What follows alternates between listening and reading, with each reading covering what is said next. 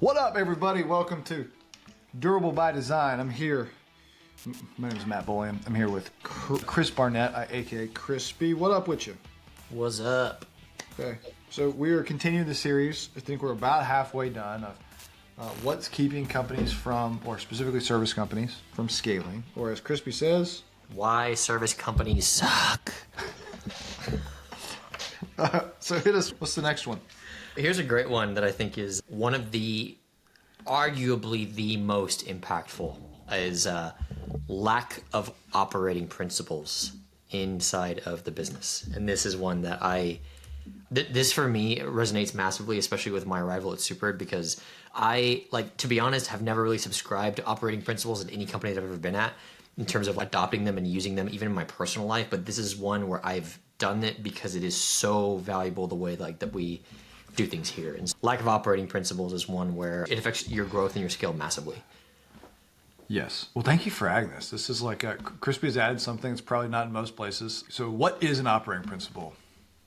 Crispy. And so when people say lack of operating principles, I'm gonna say with this is like, where's the theory then come into practice? Yeah. I'll start and then ahead. I'll give it to you if you experience. Yeah. I think I want to get this because this is where theory came. Is number one is, what do service companies do? They provide experiences. How do they provide experiences? Through people. Okay. Yeah. Even if you become tech enabled and you're able to do more with less, you're still fundamentally, that is what a service company is. You can be a tech enabled to do higher margins. You're doing it through people. And so your product is a person. Yep. And if you're creating experiences, what does that mean? That means people must act the same way to replicate the same experience. Mm-hmm. Thus born the operating principles.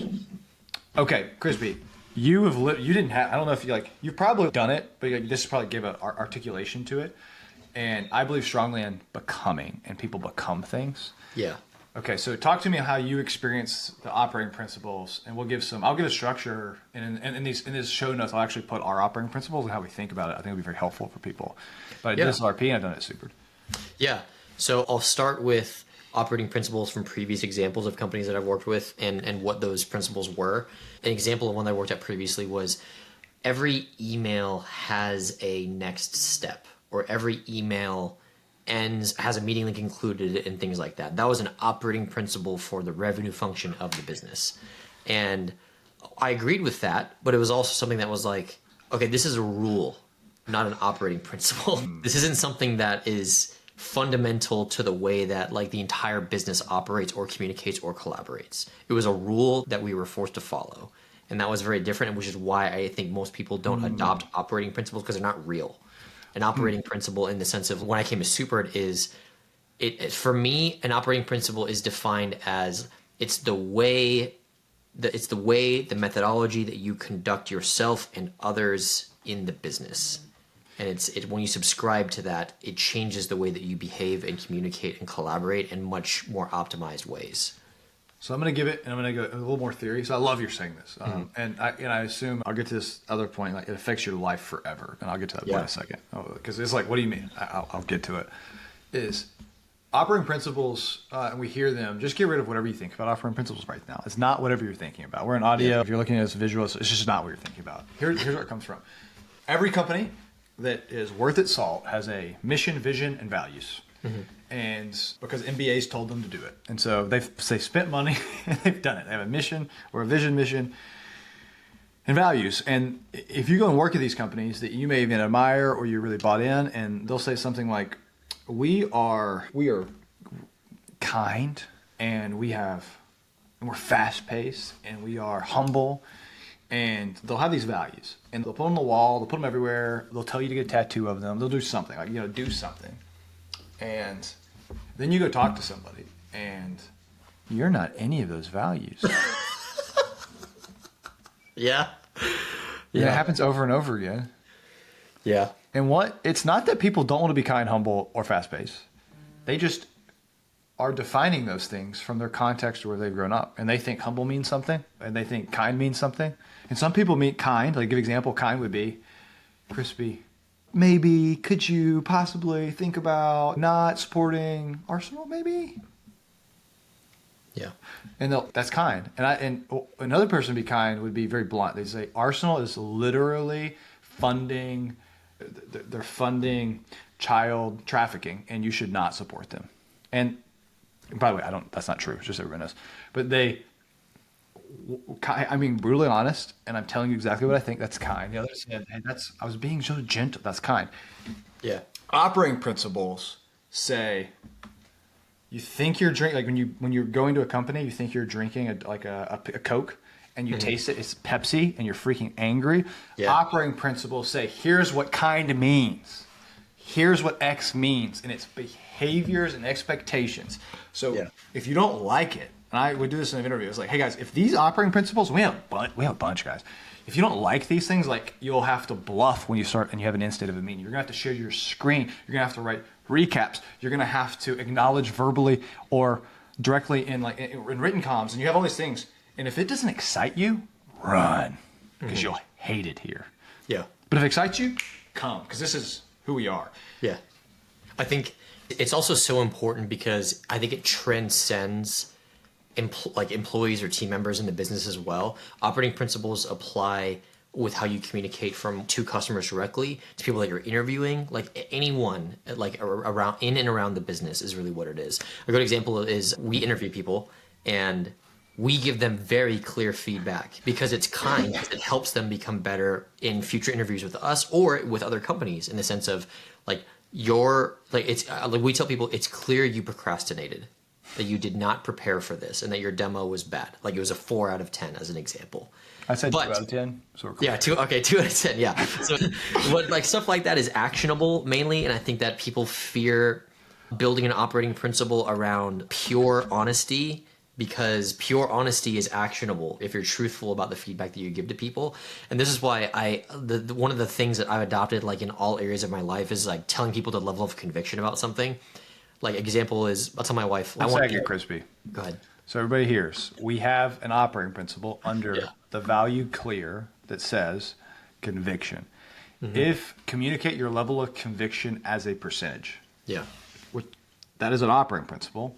Okay, now Crispy's saying, now he's bringing this into his life. So it's so helpful, just within team meetings, especially in leadership team meetings where there's differing opinions or objections to things, stuff like that. It helps you cut through how people feel about things while also establishing context and engaging the strength of their opinion about that certain solution and the problem. And it's so helpful because it helps you come to resolutions way faster while also establishing context. And because you come to the table as a group and say, I believe this, I have 80% conviction about it, and here's why. And it circulates around the table, and we figure out the solution together unanimously after it's all agreed upon. I do this with my personal life, where I tell my wife, I want Indian food tonight. I have 90% conviction about it, and boom. And the first time I said that to her, she was like, what the fuck does that mean? And I was like, if I don't get it, I'm angry. And I was like, 90% conviction. That's it. And she was like, okay, we're having Indian food. And I was like, great, this is an easy conversation, no problem. Okay, and I just want to I'm going to put this, let's put this in context of a service company. Yeah. We are building experiences that happen over and over again, because you got to scale, and you do with people, and people are hard, they're products, and you have to train them. And you need to recreate experiences. Often you need behaviors that you want to happen over and over again. So people, when they taste it, they get the same thing. So what you sell is the same thing as you deliver. Yep. And this has nothing to do with competency right now. This is straight behavior. And then it translates to culture. Okay, we've talked about one, which is conviction. And you see the level of thought that this occurs, and you have so many first, second, and third order effects. So let's give an example. You just did in life, but conviction. For me, because I'm a man of great conviction, at least as people experience me, and I'll be like, I am 2 out of 10. And they're like, what? I thought you were 10 out of 10. No, man, I'm just like, this is just my opinion on this. Yeah. And they're like, but I really don't care what you do. It's 100%, it's your decision. Yeah. 2 out of 10. And they're like, oh, I thought you were telling me to do that thing. Mm-hmm. What this does for me, not only does it allow me to be clearer, it also allows me to be quiet. And so for people for some people that are can be very loud or take up too much room, like myself in places. Okay, Matt, you're 2 out of 10. It doesn't matter. Yeah. And the other way, sometimes if you find it hard to share your voice, you can be, you will feel like, 9 out of 10. When you say it, people will stop and you'll, at the conversation, and be, oh, she has the highest conviction. We're going to do that. We're going to try it. We're going to do it that way. And it cuts. It creates so much clarity. That's one of our operating principles. There are a lot, and I'll share them in the notes. And it is so powerful to be able to define behaviors. I'm going to go next. I'm going to keep on operating principles because by the way, I am 10 out of 10 convicted on this subject. I'm 10 out of 10 convicted on this subject. Yeah. I have lots of operating principles. I'm 10 out of 10 convicted. They should be. And so we hire and fire based on operating principles. Mm-hmm. But they have to be, it can't just say, here's a piece of paper. You have to hire and fire. We also have something we do bonusly where we have our values, and we are where you have to go through and put it. We have quarterly reviews, which we didn't do for Q4 because Q4 is hard, but we're going to do Q1. Is we judge people, literally judge. It's a great way. Hey, you literally never sent a recap. Bad. If you stop talk, and it creates conversation. Hey, Crispy, why haven't you used super format? We literally have a way of writing things. Why have you not used super format? And you're like, oh, I didn't know it was important. I was like, yeah, it's really important for us. And my expectation is you start using it. And I gave you a 2 out of 10 on this operating principle. Yeah. And you're like, and I'm not angry about it, but it's just next time, let's get better. Yeah. I think so I've interviewed at tons of companies, mainly when I was a freelancer and I was trying to land freelance jobs here and there. And I very quickly realized that you need to evaluate culture fit, both Side note, I keep interrupting you. Crispy interviewed with me and said no. So just as a point. Okay, Crispy, keep going. This is in the RP days, not the super days. But yeah, I found that from both standpoints in this interview situation, the interviewer and the interviewee need to evaluate culture fit between both of those parties. One of the things that I think we do very well in our interview process is, we exhibit the operating principles as part of that process right from the get-go immediately, and we hold on to those through their entire experience as an interviewee and as an employee.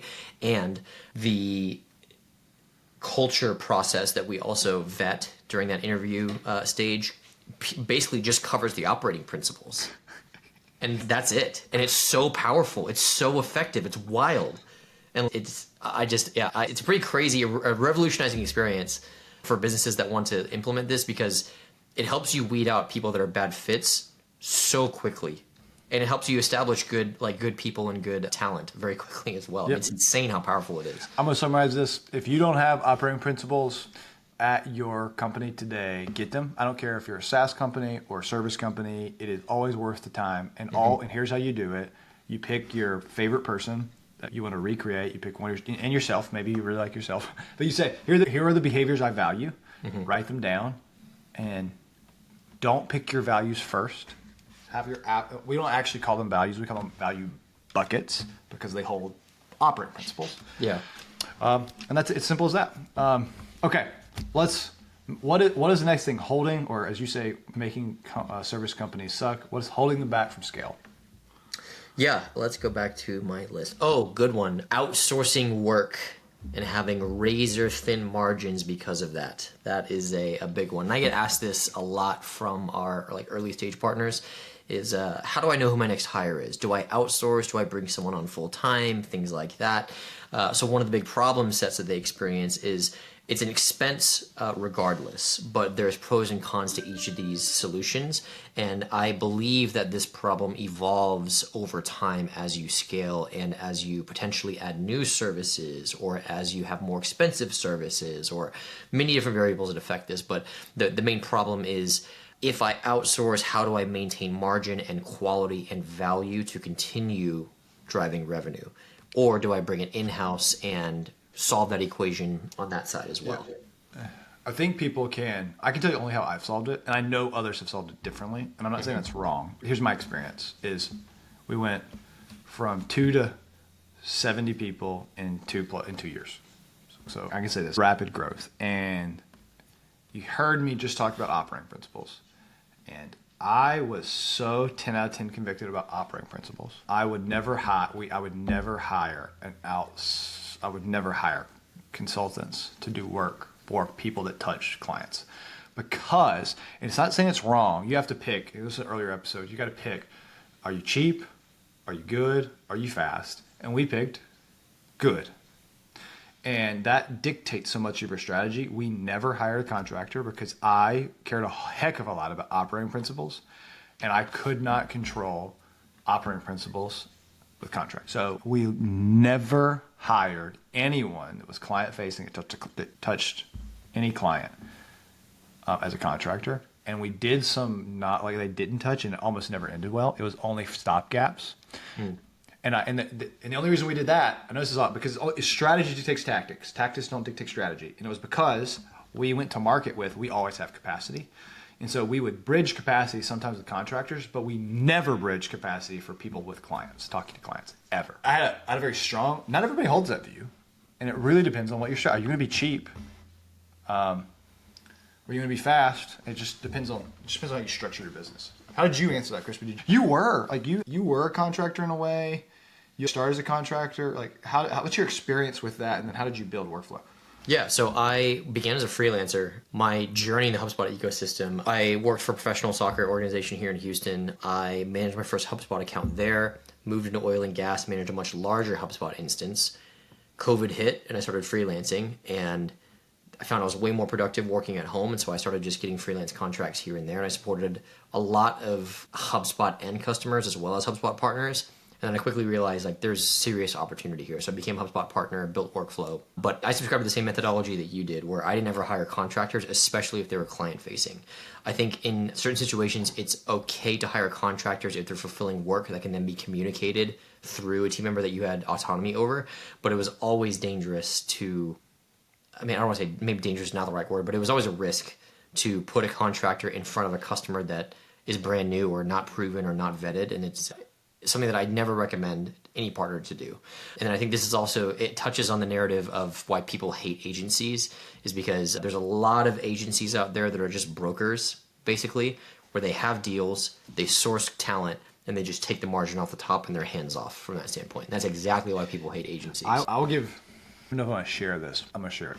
There is, here's something we did do, and I'm not going to use any names because it's actually very painful, but I'll give some experience. And you live and you learn, you suffer and you die, and what got you there, sometimes you just kind of work, who really cares? As we were building, and we had this idea, our strategy was to always have capacity. So there are companies that are built to be white label, and we had a company that was only white label. And we used them so that we could always have capacity. And so we had a certain amount of time, and the way I have a salesperson asking me stuff now too. We have a certain amount of time, and it helped us scale and helped us have guarantees. And they embedded pretty deeply with what we were doing, and we taught them some of the methodologies we were doing. Then we lost a deal to them. They tried to hire one of our people, and I just did it get us to where we wanted to go? Did it allow us to execute our strategy? Yes. Can I be angry about that? No. Was it risky? Yes. Do we accept the risk? Yes. Did the risk manifest and metastasize in the worst possible way and became a cancer that we had to chop off our right arm for? Yes. I say this is what's right and what's wrong can be there's a lot of fog. Execute your strategy, be tenacious with it. And I just strongly, only people that work, that are W-2 employees, for me, will ever talk to clients. And just know you're talking to a wolf in sheep's clothing at any given time, and it just is what it is, right? And period. And that's my experience. Yeah. Okay, we can end. I didn't mean to end on a sad note, but it's a lesson, not a sad. It's a lesson. That's a lesson, right? Like we couldn't have gotten where we were without it, and I didn't manage that relationship careful enough, and I delegated it out, and because of that, it is my fault. Okay, so let's crispy. What's your favorite type of Indian food? Ooh, vindaloo. Vindaloo. Okay. Yeah. Okay. He's not a basic boy and didn't go with tikka masala. No, vindaloo, like potato, spicy potato. Appreciate it. Everybody stay awesome, keep doing it big, and never stop believing. Adios, everybody.